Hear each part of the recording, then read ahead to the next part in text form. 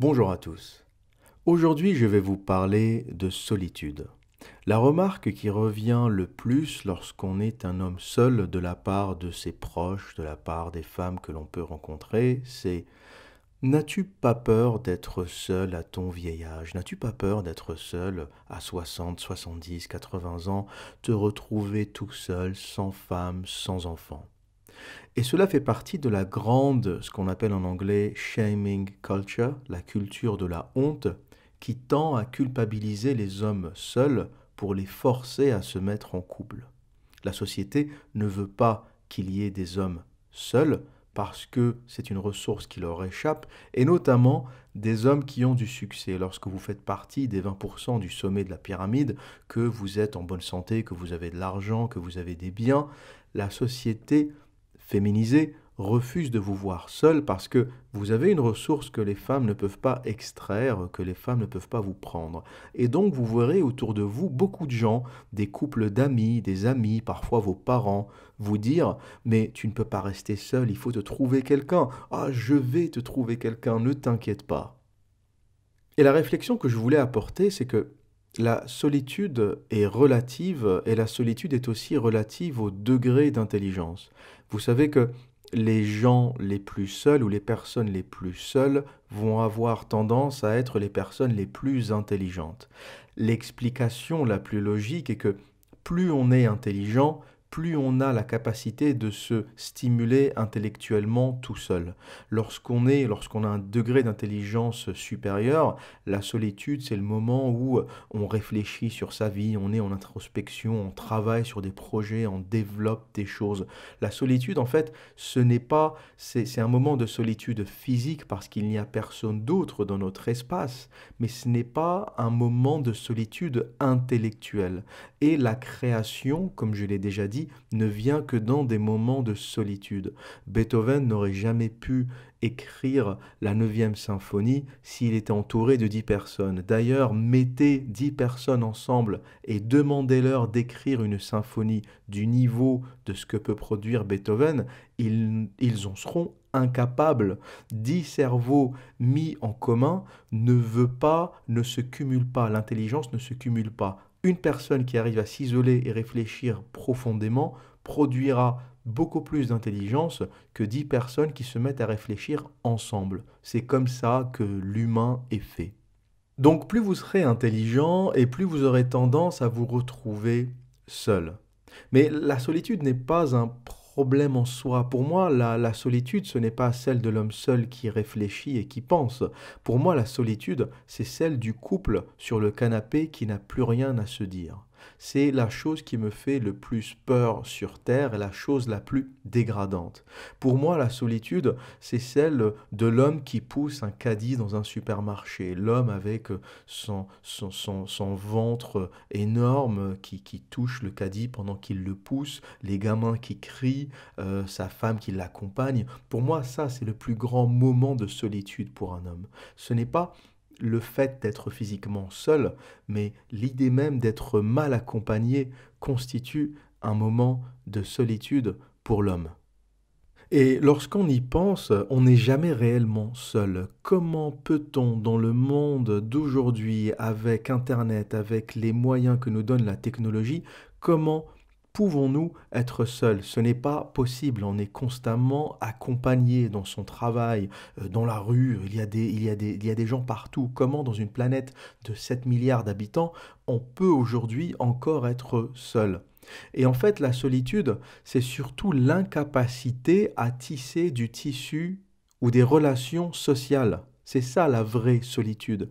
Parce que lorsque vous avez un, ce qu'on appelle encore une fois en anglais the social skill, une habilité à créer du lien social, parce que c'est un muscle, la capacité à s'entourer d'amis. Lorsque vous avez cette capacité, même si vous vous déplacez dans un pays étranger, au bout de 15 jours, 3 semaines, un mois, vous serez déjà entouré d'un réseau de connaissances, pour ne pas dire d'amis, parce que vous avez cette capacité à créer de la connexion. Et c'est quelque chose que j'ai découvert un peu tard. J'ai longtemps été un solitaire, j'ai longtemps cru à la compétence uniquement au niveau du travail et je n'ai pas assez réseauté. Et je suis en train de découvrir petit à petit la puissance du réseau. Croyez-moi, le jour où vous aurez tissé un réseau suffisamment solide, jamais, plus jamais de votre vie, vous n'aurez à envoyer un CV. C'est quelque chose que j'ai mis un peu de temps à comprendre parce que j'étais un peu le mâle binaire qui pense que, en gros, pour décrocher des contrats, pour décrocher un boulot, c'était la compétence, donc tu sais faire quelque chose, donc les gens ont besoin de toi, donc ils vont travailler avec toi. Et j'avais un peu négligé le côté animal social, qui est que les gens ne veulent pas uniquement travailler avec toi pour ta compétence pure, mais ils veulent aussi travailler avec toi parce qu'ils te font confiance, parce que tu as réussi à tisser quelque chose avec eux, parce que tu as réussi à créer de la connexion. Et donc, petit à petit, j'ai commencé un peu plus à accepter d'aller boire un verre avec les équipes de chantier avec qui je travaillais, même quand j'en avais pas envie, même quand j'étais un peu fatigué, parce que j'ai réalisé la puissance de cette chose. Et en faisant ça, même lorsque vous arrêtez de travailler, alors je suis indépendant, donc les salariés auront une autre logique.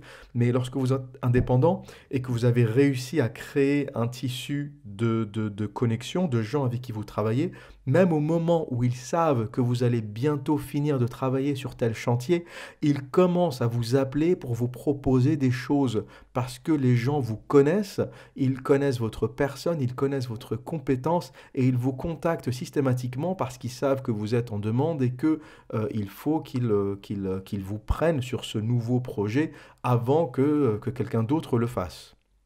Et lorsqu'on arrive à cultiver ce social skill, cette habilité sociale, la solitude n'existe plus. Vous êtes constamment entouré, constamment sollicité, et c'est ça la vraie richesse. Ce n'est pas le fait de se mettre en couple avec une femme qui va vous donner ou le fait d'avoir des enfants qui va vous donner le sentiment d'être entouré. Je n'ai jamais vu autant de solitude que dans le regard d'un homme marié, usé, qui prend le métro tous les matins, qui en a marre de sa vie, qui en a marre de son boulot. Pourtant, il est entouré, il a sa femme à côté, il a ses enfants, mais la solitude, elle est psychologique, elle n'est pas physique. Il est physiquement entouré, mais il est psychologiquement isolé. Il n'a pas de réseau, il n'a pas de cercle d'amis, il n'a pas de connexion qui fait que, en réalité, il n'est jamais isolé.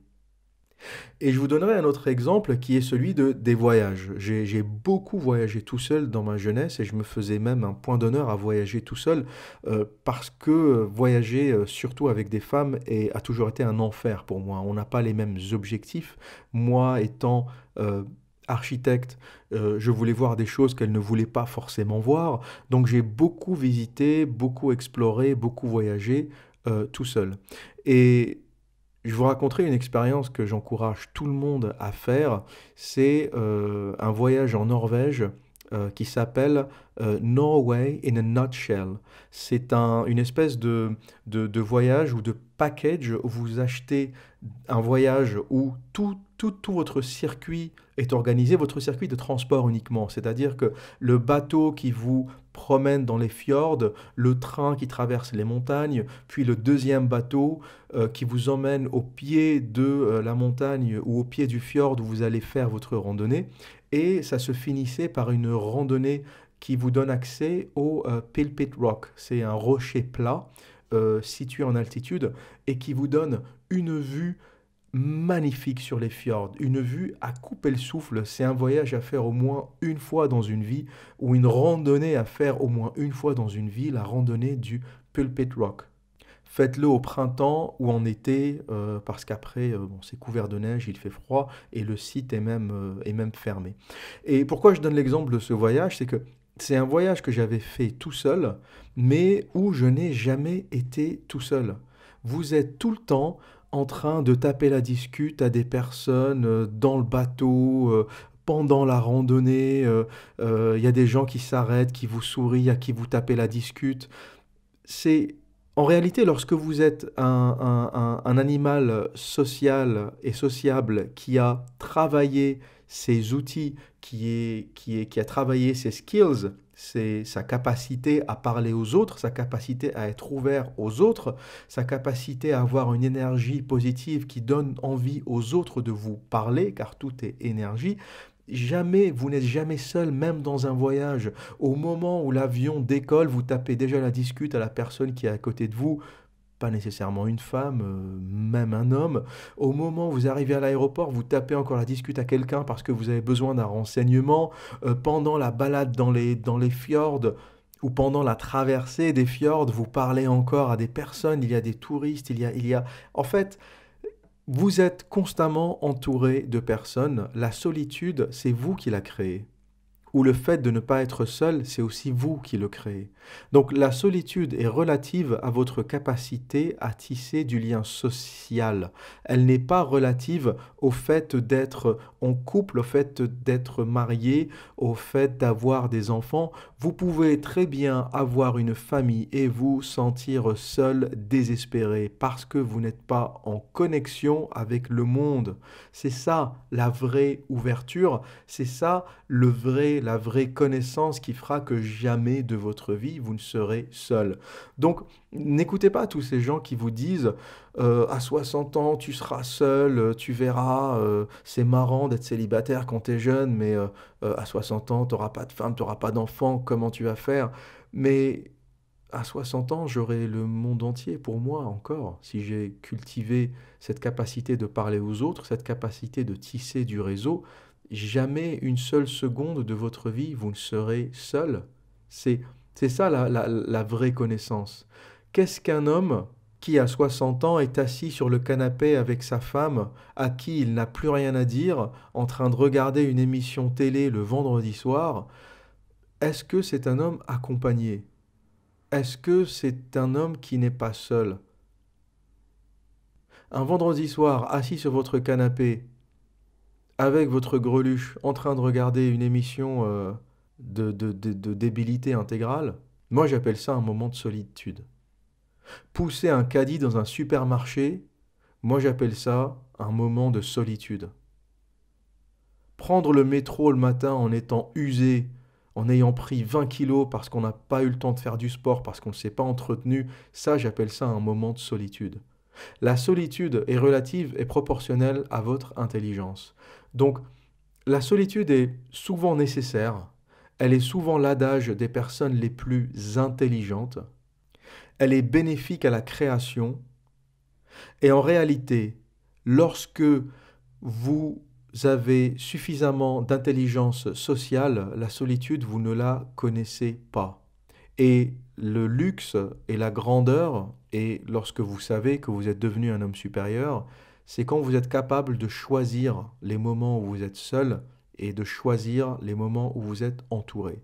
La plupart des gens subissent la solitude. Ils ne choisissent pas la solitude. Ils sont seuls parce que, voilà, parce qu'ils n'ont plus d'amis, parce qu'ils ont changé de ville et qu'ils ne connaissent plus personne. Et ils sont seuls, mais pas parce qu'ils l'ont choisi. Le luxe, c'est d'apprécier les moments de solitude que l'on veut, que l'on a choisi, parce qu'on a un moment besoin de penser, d'être en introspection, de penser à son avenir, de penser à la vie, de penser à ce qu'on est en train de faire, de penser à ses projets. Cela ne peut se faire que dans la solitude. Et choisir aussi les moments où on veut être entouré, parce que, il est important aussi d'être entouré. On est un animal social et sociable, et il est important pour l'équilibre psychologique d'arriver à être aussi entouré. Et le luxe, encore une fois, c'est l'alternation entre les deux. Arriver à avoir des moments où on sociabilise et arriver à avoir des moments de solitude où on introspecte, où on réfléchit et où on pense. Donc voilà pour contrer un peu cette logique un peu bête qui nous est souvent envoyée à la gueule par les femmes, par la société d'une façon générale, par la famille, par les amis, le pourquoi t'es seul, tu devrais avoir quelqu'un, tu devrais te trouver quelqu'un. Eh bien, pas forcément. Pas forcément. Le luxe ou le luxe que peut se permettre un homme supérieur, c'est de choisir sa solitude et de choisir lorsqu'il est accompagné. Et encore une fois, la solitude où être accompagné, où la stimulation intellectuelle est relative. On peut être seul physiquement, mais ne pas être seul dans sa tête. Un moment où on pense à son projet, c'est un moment où on est avec ses pensées. Donc on n'est pas nécessairement seul. Et on peut, dans le cas opposé, être entouré, mais être dans une solitude effroyable, parce que on est entouré physiquement, mais on ne vibre pas avec ce qui nous entoure, on n'a pas choisi ce qui nous entoure, on le subit. Voilà pour aujourd'hui. Que dire d'autre? Eh bien, comme à mon habitude, prenez soin de vous et à très bientôt.